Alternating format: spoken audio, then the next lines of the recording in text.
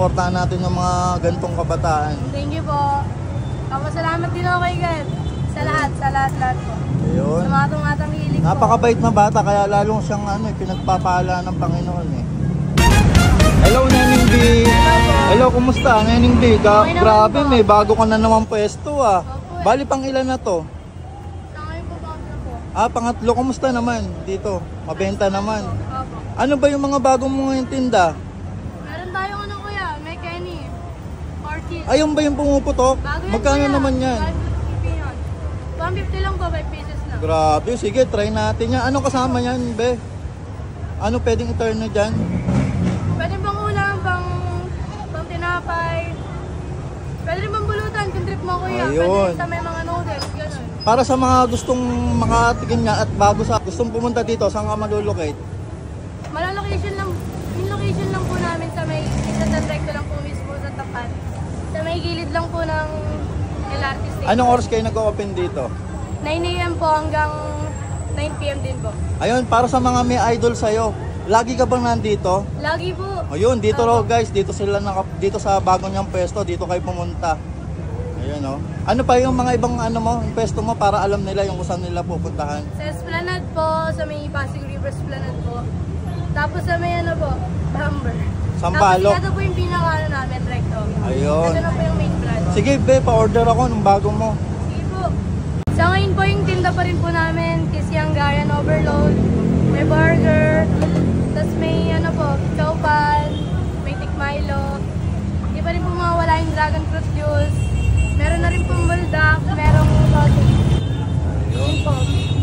Ito po pagkakainin po maganda po kapag pinipisil niyo po siya pagitna talaga. Wow. Para po kapag unang po agad, kasi po talaga yung... Talagang kiss talaga na pumuputok. Sige. Tsaka maganda rito kuya, gawa talaga sa Pilipinas. Ayun. Opo. May Kenny po yung niya, brand. Ayun suportahan natin guys. Filipino brand pala to. Ito po yung natin kuya, yung bulldog. Ito yung trending ngayon Bulldog, meron din siya guys Sipag talaga ni Nening B, nakakabilib. Mahal kasi dog food eh.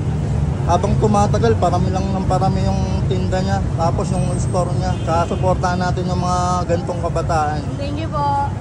Salamat din ako kay God. Sa lahat po. Ayun. Sa mga tumatang hilig po. Napakabait na bata, kaya lalong siyang pinagpapala ng Panginoon eh.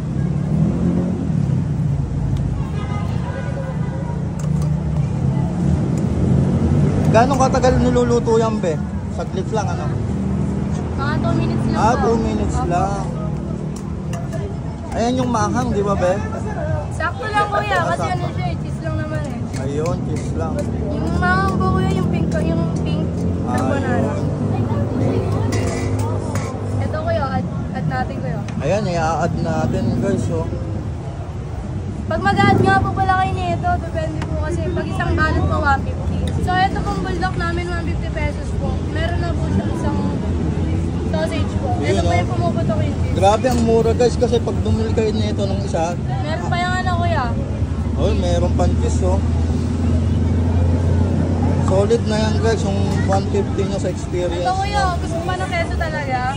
Tapos meron pang keso Pare-parehas ba? Kahit di vlogger, ganyan din? Oo kuya. Ayun Ito kuya, meron pa yung nori.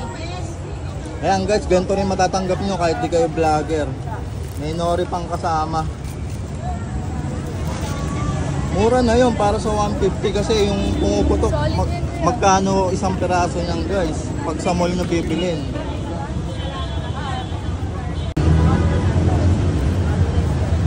Gaano katagal nyo na yung tinitinda? Bago pa lang yan eh. Bago pa lang. Yun saktong swerte natin. Bago pala tayo. Matitikman agad natin. Tingnan nyo naman guys, itsura pa lang. Mukha na siyang masarap. Eto na guys 150 pesos bago ni Nening B. Ito yung bulldog tapos yung pumuputok na cheese. Ayun sausage. Ayun tikman natin. Salamat Nening B. Invite mo naman sila. Sa inyo, mag-happy na kayo dito sa may stall namin sa may Nening B Recto branch.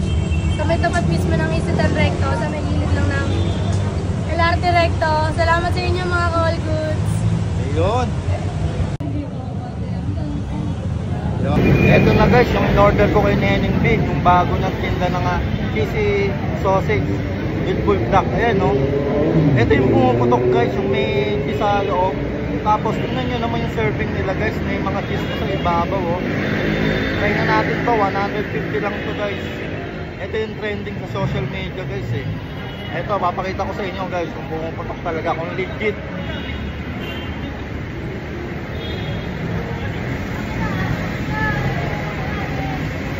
Ayan yung cheese niya guys oh. Tikman natin.